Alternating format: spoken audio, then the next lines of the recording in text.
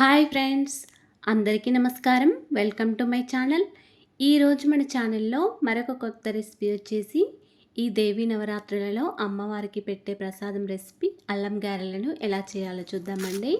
ఈ గారెలు అయితే ఇలా చేస్తే క్రిస్పీగా చాలా సాఫ్ట్గా చాలా బాగుంటాయండి. పైన క్రిస్పీగా లోపల సాఫ్ట్గా చాలా రుచికరంగా ఉంటాయి. అలాగే ఫ్రెండ్స్, మా ఛానల్ని ఇంతవరకు సబ్స్క్రైబ్ చేసుకోకపోతే సబ్స్క్రైబ్ చేసుకోండి అండ్ లైక్ చేయండి, షేర్ చేయండి. ప్లీజ్ సపోర్ట్ చేయండి. ఎంతో టేస్టీగా ఉండే ఈ అల్లం గారెలను ఇప్పుడు ఎలా చేయాలో చూసేద్దామండి. అల్లం గారెలు చేయడానికి ముందుగా ఒక మిక్సింగ్ బౌల్ తీసుకొని నేనైతే ఇక్కడ ఒక చిన్న టీ గ్లాస్ తోటి ఒక 3 గ్లాసుల వరకు మినపగుళ్ళను తీసుకుంటున్నానండి. ఈ మినపప్పును ఒక 2 టైమ్స్ వరకు శుభ్రంగా వాటర్తో కడుక్కొని దీనిలో తగినన్ని వాటర్ వేసుకొని ఒక 4 లేదా 5 గంటల వరకు నానబెట్టుకొని ఉంచుకోవాలండి. ఈ మినపప్పు చక్కగా నానబెట్టుకుంటేనే మనకి మినపగారెలు అనేవి చాలా రుచికరంగా ఉంటాయండి.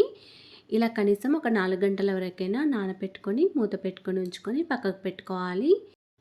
ఇక్కడ నేను ఒక 4 గంటల తర్వాత చూపిస్తున్నానండి. పప్పు అనేది చక్కగా నానిపోయింది.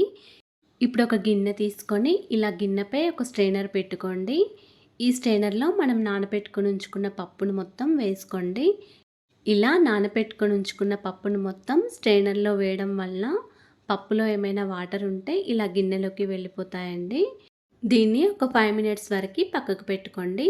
ఇప్పుడు ఒక చిన్న మిక్సీ జార్ తీసుకొని దీనిలో ఒక 3 ఇంచుల అల్లం ముక్కలు, ఒక 6 వరకు పచ్చిమిర్చిని ఈ విధంగా చిన్నగా కట్ చేసుకొని వేసుకోండి. అదేవిధంగా ఒక టీ స్పూన్ వరకు జీలకర్రను కూడా వేసుకొని ఈ విధంగా బరకగా గ్రైండ్ చేసుకొని పెట్టుకోండి. మరీ మెత్తగా కాకుండా ఈ విధంగా కొంచెం బరకగా గ్రైండ్ చేసుకొని పెట్టుకోండి. ఇప్పుడు దీన్ని పక్కకు పెట్టుకొని మనం స్ట్రైనర్లో వేసుకున్న పప్పుని ఈ విధంగా మళ్ళీ మిక్సీ జార్లో వేసుకొని మళ్ళీ కొంచెం మెత్తగా గ్రైండ్ చేసుకోండి. ఫస్ట్ వాటర్ వేయకుండా కొంచెం గ్రైండ్ చేసుకున్న తర్వాత కొన్ని వాటర్ వేసుకుంటూ ఈ విధంగా గ్రైండ్ చేసుకోండి. పప్పుని మరీ గట్టిగా కాకుండా మరీ లూజ్గా కాకుండా ఈ విధంగా గ్రైండ్ చేసుకోండి. కొన్ని వాటర్ వేసుకుంటూ మధ్య మధ్యలో ఆపుకుంటూ మెత్తగా గ్రైండ్ చేసుకొని పెట్టుకోండి. ఇప్పుడు దీనిలో మనం గ్రైండ్ చేసుకొని పెట్టుకున్న అల్లం పేస్ట్ని కూడా వేసుకోవాలండి. ఈ అల్లం పేస్ట్ వేసుకున్న తర్వాత తగినంత సాల్ట్ కూడా వేసుకోవాలి. ఒక టీ స్పూన్ వరకు సాల్ట్.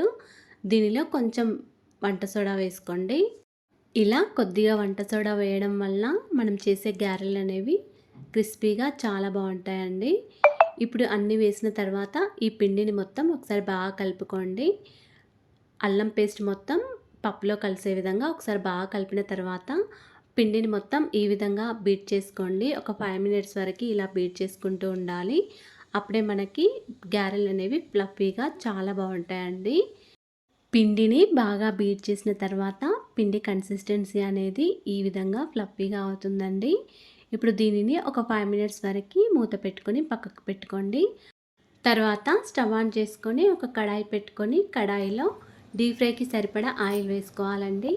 ఆయిల్ బాగా వేడయ్యాక ఇలా ఒక చిన్న గిన్నెలో కొన్ని వాటర్ తీసుకొని చేతికి ఇలా కొన్ని అప్లై చేసి పిండిని కొద్దిగా ఇలా తీసుకొని ఇలా మధ్యలో హోల్ చేసుకొని ఆయిల్లో వేసుకోండి. పిండి మొత్తం కూడా ఈ విధంగానే వేసుకోవాలండి.